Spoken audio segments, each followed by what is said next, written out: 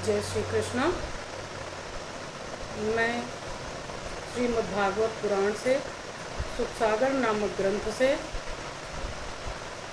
प्रथम स्कंध से छठवें अध्याय की कथा करने जा रही हूँ। इसमें नारद जी द्वारा भगवान के यश का वर्णन तथा अपने पूर्व जन्म की कथा का वर्णन किया है। नारद जी के पूर्व जन्म की शेष कथा का वर्णन बताया गया है।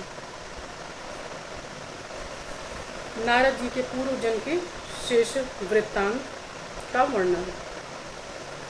सूत जी बोले, हे शौनक जी, जब नारद जी ने अपने पूर्व जन्म की कथा वेदव्यास जी से इस प्रकार कही तो उन्होंने पूछा कि हे देवर्षि, उन साधुओं के चले जाने पर आपने अपना शेष जीवन किस प्रकार व्यतीत किया। नारद जी बोले, हे वेदव्यास जी, उस समय मेरी अवस्था अत्यंत छोटी थी। मेरी माता का मैं ही एकमात्र पुत्र था। वह मुझे बड़े लाड़ प्यार से पालती थी। मैं भी उसी के आश्रय पर था। मेरी माता पराधीन व निर्धन दासी थी। वह मेरे लिए कुछ कर नहीं सकती थी। मैं अपनी माता के साथ उसी बस्ती में रहने लगा था।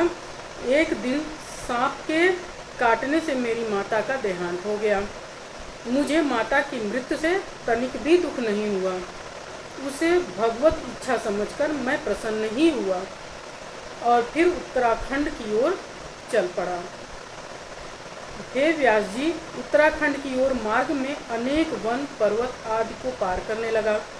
अनेक प्रकार के रंग बिरंगे पुष्पों तथा फलों से लदे हुए वन देखे, ग्राम नगर आदि देखे, किंतु मैं आगे बढ़ता ही गया और एक सघन वन में जाकर एक नदी मिली। वहाँ बड़े भयंकर जीव जंतु निवास करते थे। मुझे प्यास और भूख ने सताया था। नदी का जल पीकर प्यास शांत की और एक पीपल के वृक्ष के नीचे आसन लगाकर भगवान के उस विग्रह का ध्यान करने लगा जिसका वर्णन उन महात्माओं ने किया था। मुझे भगवान के प्रति प्रेम तथा भक्ति तो पहले से ही थी। उनकी कृपा हुई और दर्शन हुए। मैं आनंद विभोर हो उठा। नेत्रों में अश्रु गिरने लगे। आनंद में डूब गया, किंतु वह श्री विग्रह तुरंत ही लीन हो गया। मेरा हृदय घबरा उठा।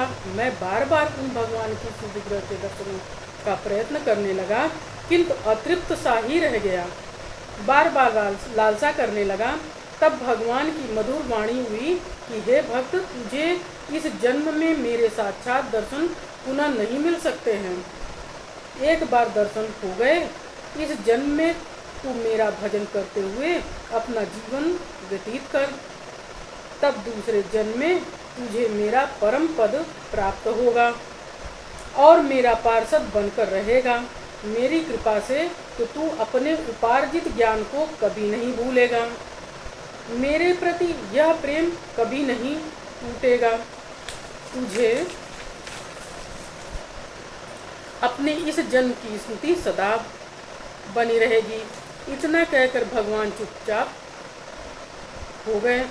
मैं भी अपने शेष जीवन को काल की प्रतीक्षा में व्यतीत करने लगा। अंत समय पर एक विद्युत सी कौंधी और मैंने अपना पंच भौतिक शरीर त्याग कर भगवान के पार्षदों का पद प्राप्त कर लिया। हे व्यास जी, कल्प के अंत में जब प्रलय होने लगी और ब्रह्म आदि सभी भगवान के शरीर में प्रवेश करने लगे, तब मैं उनके मुख द्वार से भगवान के शरीर में प्रवेश कर गया। जब 1 सहस्र चतुर्युगी व्यतीत होने पर जब ब्रह्म जगे, तब उनके शरीर से मरीच आदि ब्रह्मर्षि उत्पन्न हुए। उनके साथ मैं उत्पन्न हुआ। तभी से मैं भगवत कृपा से संपूर्ण लोकों में विचरण करता हूँ। उन्हीं भगवत का मैं कीर्तन करता हूँ। यह वीणा भी उन्हीं भगवान ने मुझे दी है। अब भगवान मेरे बुलाने पर मुझे तुरंत दर्शन देते हैं। हे व्यास जी, यह मेरा पूर्ण अनुभव है कि भगवान के चरित्रों का गायन तथा कीर्तन ही संसार सागर को पार करने की नौका है। यम, नियम, संयम तथा तप यद्यपि से ऐसा शांति प्राप्त नहीं होती जैसे भगवत कथा श्रवण कीर्तन से प्राप्त होती है। हे व्यास जी, जो आपने मुझसे पूछा उसका मैंने सही निरूपण कर दिया। अब मुझे जाने की आज्ञा दीजिए। इतना कहकर नारद जी वीणा बजाते हुए लोक भ्रमण करने के लिए चल दिए। तब व्यास जी सोचने लगे कि देवर्षि नारद धन्यवाद के पात्र हैं, जो लोक हित के लिए अपना जीवन अर्पण कर चुके हैं। वीणा पर भगवान का कीर्तन करके इस त्रिताप संतप्त जगत का सर्वदा सुख शांति प्रदान करते हैं। छठा अध्याय समाप्त हुआ। जय श्री कृष्ण।